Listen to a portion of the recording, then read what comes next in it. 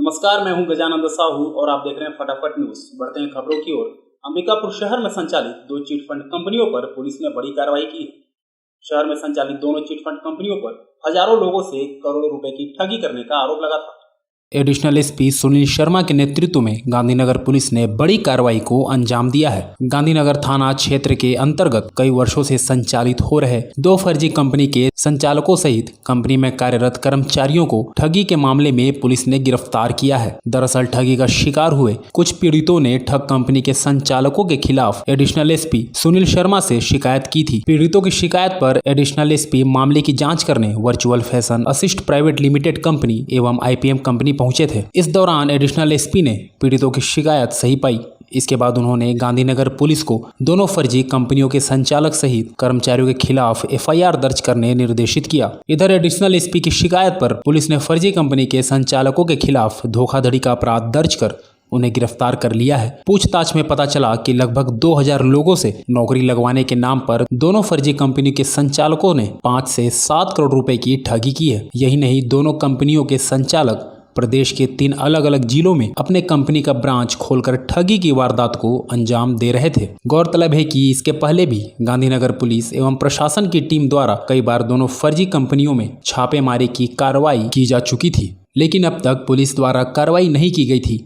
वहीं additional SP Sunil Sharma की सख्ती के बाद गांधीनगर पुलिस ने पहली बार युवाओं को नौकरी का झांसा देकर ठगी का शिकार बनाने वाली दोनों फर्जी कंपनियों के खिलाफ मुकदमा दर्ज किया है। वही 4 दिन का ट्रेनिंग लगवाया जाता था और 5वें दिन अप्रूवल होता था और बोलते थे जो अप्रूवल में पास नहीं होगा उसको यहाँ सेलेक्ट नहीं किया जाएगा उसका, लेकिन ऐसा कुछ भी नहीं होता था। सबका सिलेक्शन होता था वहाँ। अच्छा। और 4 दिन के ट्रेनिंग में इतना इमोशनल ब्लैकमेल करते थे जैसे कि पूरा करने के लिए एकदम मजबूर हो जाते थे वहाँ। और सबको ज्वाइन लगभग सभी करते हैं ज्वाइन वहाँ।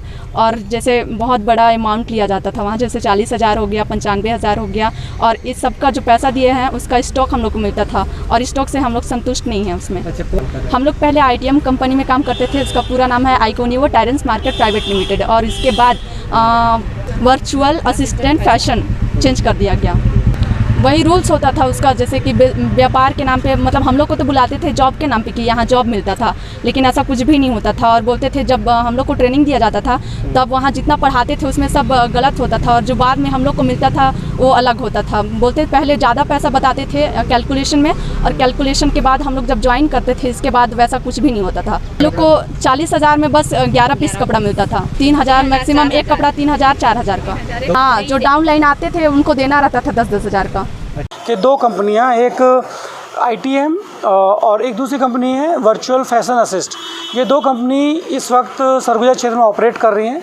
साथ ही बलरामपुर और अन्य ज़िलों में भी इनके तार फैले हुए हैं, जहाँ पे ये गरीब भोले भाले आदिवासी और गरीब ग्रामीणों को नौकरी दिलाना, युवा लोगों को नौकरी दिलाने के नाम से 40,000, 50,000, 90,000 इतनी बड़ी रकम इनसे ले लेते हैं और फिर इनको नौकरी वगैरह कुछ दिलाते नहीं हैं। साथ ही साथ कुछ 1,000-2,000 का इनको कपड़ा देके बोलते हैं कि इसको बेचो और लोगों को, और गरीब आदिवासियों को और गरीब लोग ग्रामीणों को उसमें फंसाओ। हमने दोनों कंपनियों के दोनों दफ्तरों पे छापा मारा है, जिसमें उसके सभी संचालक और जो मैनेजर उनको अभी हिरासत में लिया गया है और 20 लोग इसमें सामने आए हैं जिनके साथ ठगी हुई है।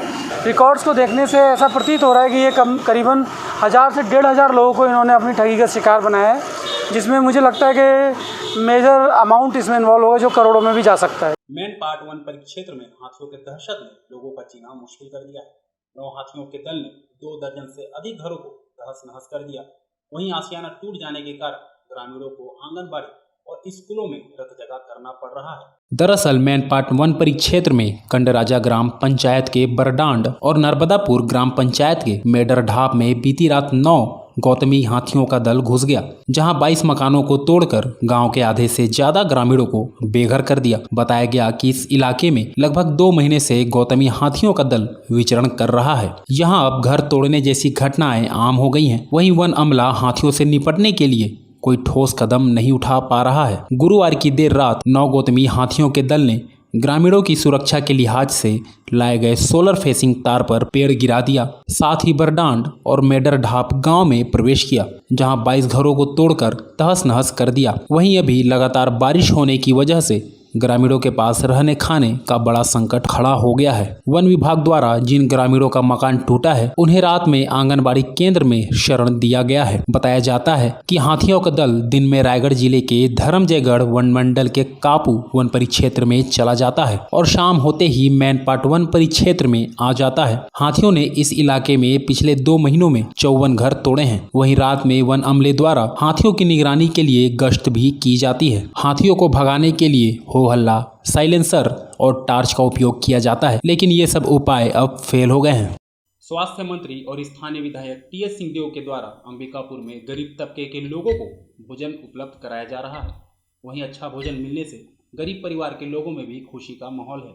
अंबिकापुर में लगातार सरगुजा महाराज और प्रदेश के स्वास्थ्य मंत्री टीएस सिंहदेव के द्वारा शहर के गरीब तबके के लोगों को ध्यान में रखते हुए लगातार इन लोगों को भोजन उपलब्ध करा रहे हैं। जब हम मौके पर पहुंचे तब हमने खाद्य सामग्री लेकर टेम्पू में पहुंचे लोगों से पूछा कि ये कार्य कौन करा रहा है, तो उन्होंने बताया कि यह सारी व्यवस्था टीएस सिंहदेव के द्वारा कराया जा रहा है। साथ ही जब हमने इस बारे में लोगों से जानना चाहा तब उन्होंने बताया कि कुछ दिनों से हमें लगातार भरपेट खाना मिल रहा है और कौन दे रहा है इसकी जानकारी हमें नहीं है, लेकिन जब हम मौके पर पहुंचे तब उन्हें जानकारी हुई कि टीएस सिंहदेव के द्वारा इन खाने के पैकेट्स को लोगों तक पहुंचाया जा रहा है, तो उनके चेहरे पर एक खुशी दौड़ गई। जिस तरह से टीएस सिंहदेव द्वारा ये पुनीत कार्य किया जा रहा है, शायद ही शहर के आसपास में किसी ने इस कार्य को लॉकडाउन खुलने के बाद सोचा होगा या फिर कर रहे हों। इस संबंध में जब हमने लोगों से बात की तो उन्होंने बताया कि जिस प्रकार का खाना उन्हें मिल रहा है वो काफी अच्छा है और भरपेट खाना हमें मिल जाता है।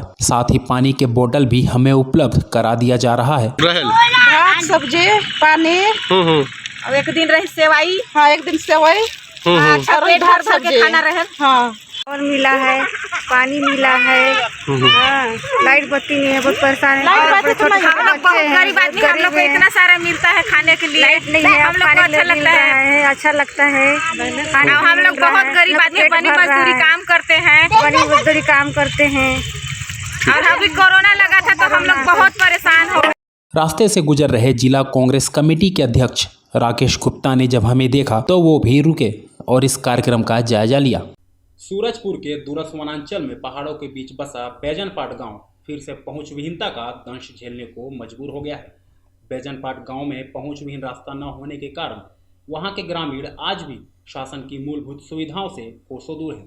दरअसल सूरजपुर जिले के मध्य प्रदेश के सीमा से सटे बैजनपाट गांव में आजादी के बाद से आज तक पहुंच मार्ग बना ही नहीं है, जिसकी वजह से ग्रामीणों के लिए शासन की मूलभूत सुविधाएं भी आज तक गांव में नहीं पहुंची हैं। वहीं पथरीली मार्ग होने के कारण इस गांव में बाइक या 4 पहिया वाहनों का जाना भी मुश्किल होता है। बैजनपाट के ग्रामीण पीने के लिए पानी मध्य प्रदेश से जाकर लाते थे और इस मामले की जानकारी राज्य सरकार को लगने के बाद बड़े बड़े मंत्री और अधिकारियों ने हेलीकॉप्टर से गांव में जाकर ग्रामीणों को मूलभूत सुविधाएं मुहैया कराने के आश्वासन के साथ सड़क निर्माण करने के अधिकारियों को निर्देश भी दिए थे, जिसके बाद 1,60 करोड़ रुपए का सड़क निर्माण कार्य का स्वीकृति कर तत्काल कार्य प्रारंभ भी करा दिया गया, जहां लगभग 1.5 माह तक काम चलने के बाद सड़क निर्माण का कार्य पिछले 1 सप्ताह से बंद है। वहीं सड़क निर्माण में रोजगार गारंटी के तहत लगे मजदूरों के मजदूरी का भुगतान भी नहीं किया गया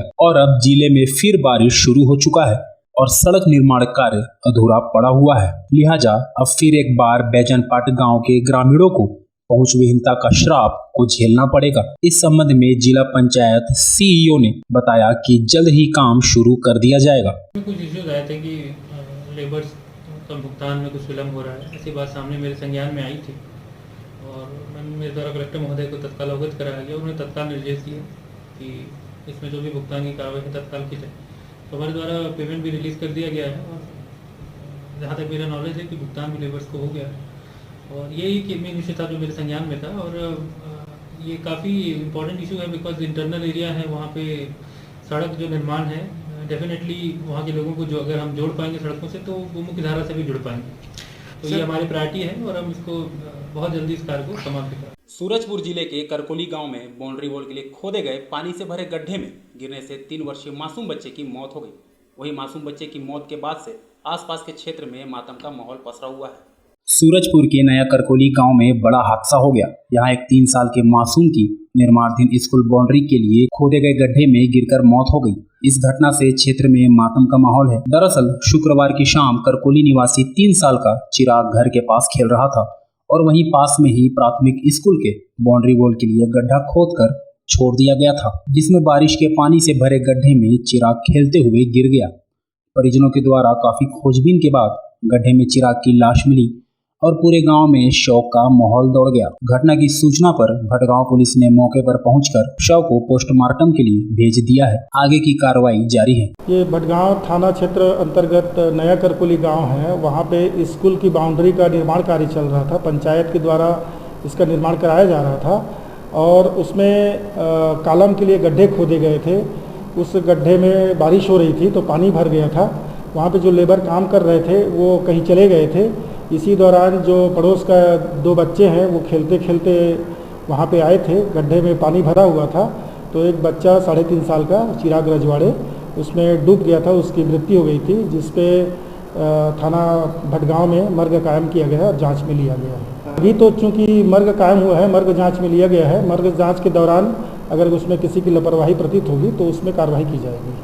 सूरजपुर जिले के सुहानी महिला मंडल संस्था के द्वारा अति निर्धन परिवारों को सूखा राशन वितरण किया गया है। पिछले 1 दशक से यह संस्था क्षेत्र के ग्रामीण इलाकों में समाज सेवा का कार्य कर रही है। सूरजपुर जिले में समाज सेवी संस्था सुहानी महिला मंडल ने शिवारीपारा गांव में अति निर्धन 15 गरीब परिवारों को सूखा राशन वितरण किया। दरअसल कोरोना काल के दौर में कई समाज सेवी संस्था ग्रामीण और शहरी इलाकों में काम करते नजर आए। ऐसे में कोयलांचल क्षेत्र भटगांव में 1 दशक से सामाजिक संस्था सुहानी महिला मंडल क्षेत्र के ग्रामीण इलाकों में कई समाज सेवी कार्य करते नजर आ जाते हैं। जहां कोयलांचल क्षेत्र का आश्रित ग्राम शिवारीपारा में सुहानी महिला मंडल की अध्यक्ष मंजू झा और सदस्यों ने पहुंचकर ग्रामीणों से रूबरू हुए। ऐसे में अति निर्धन 15 परिवारों को महीने भर का सूखा राशन भी वितरण किया गया। कोरोना काल के दौर में सुहानी महिला मंडल की सामाजिक सेवा किसी मिसाल से कम नहीं। आज के बुलेटिन में बस इतना ही। सरगुजा संभाग की तमाम खबरों के लिए बने रहिए फटाफट न्यूज के साथ।